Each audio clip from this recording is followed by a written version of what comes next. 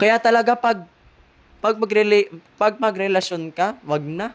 Mahalin na lang natin yung sarili natin kaysa mahalin pa natin yung tao na makakasira pa sa buhay natin.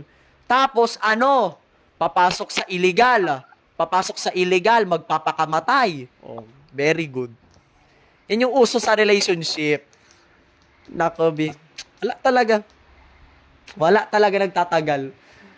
Alam mo yung LDR? Ay, oo. Naniniwala ka ba? Yung LDR na yan ay may nagtatagal. Did you think? Depende yan sa tiwala nila eh. Tiwala, oo. Puro na lang trash issue, no? Puro trash issue. Yan. Yan yung uso. Number 1 sa LDR, trash issue. Hindi eh. Kahit ano, wala. Kahit sabihin mo na honest and loyalty, hindi mo pa rin alam kung nagsasabi ba siya ng totoo.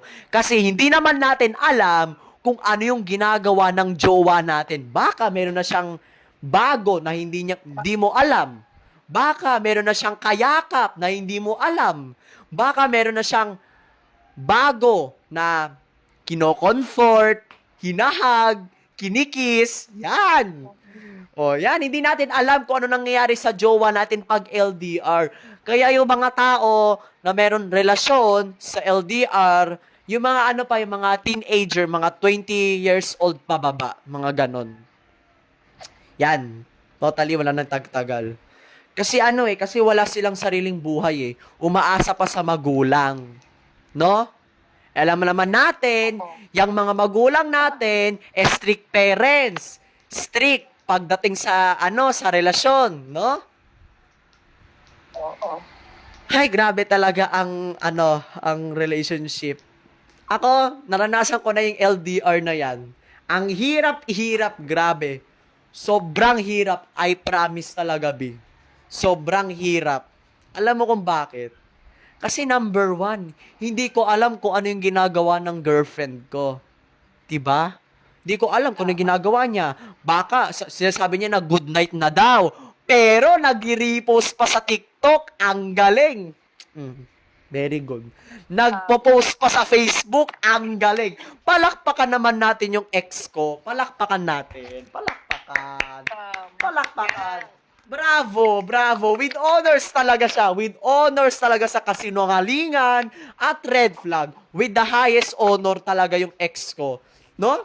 Puro kasinungalingan. Sasabihin niya sa akin na, oy, love, hindi kita iiwanan. I love you. Tapos ano? Anong ginawa mo? Sinaktan niya ulit ako. Ang galing! Palakpakan naman natin, oh. Palakpakan natin. No? Palakpakan naman natin yung ex ko.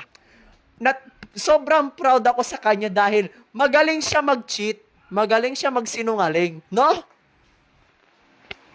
Galing talaga niya.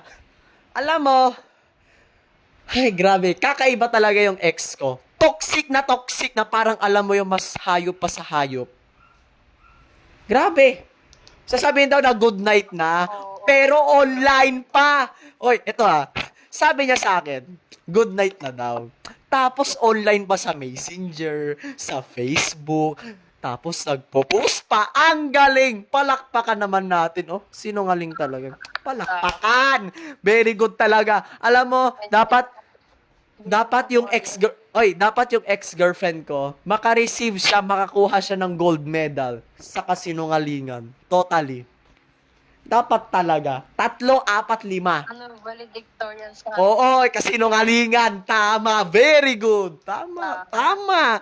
Yan yung yan yung ex ko, no? No. My ex is so very, very, very, very talino in kasinungalingan. Kaya nga sa periodical test namin, dapat nga ite-text ko siya na sabihin ko, hoy, paano ba mag-cheat sa exam? Alam mo, hirap. Kasi, greatest love ko siya eh. Tama. Greatest love ko siya. Ay, Greatest love into greatest pain. Pero mas greatest pa siya sa kasinungalingan. Very good talaga siya, no? Very good.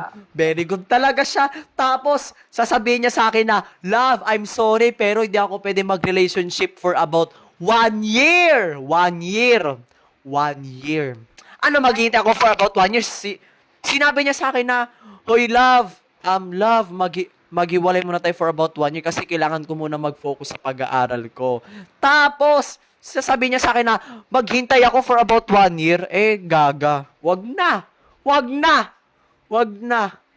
Diyos ko, yung 1 year na yun, baka mahalin mo ng...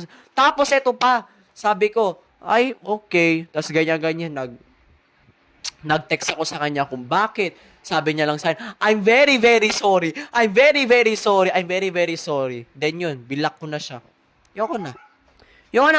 Ano na siya, second chance niya na, second chance. Tapos nabalitaan ko na lang na meron na siyang bago. Meron na siyang bago. Sabi niya, magfo-focus daw siya sa pag-aaral niya.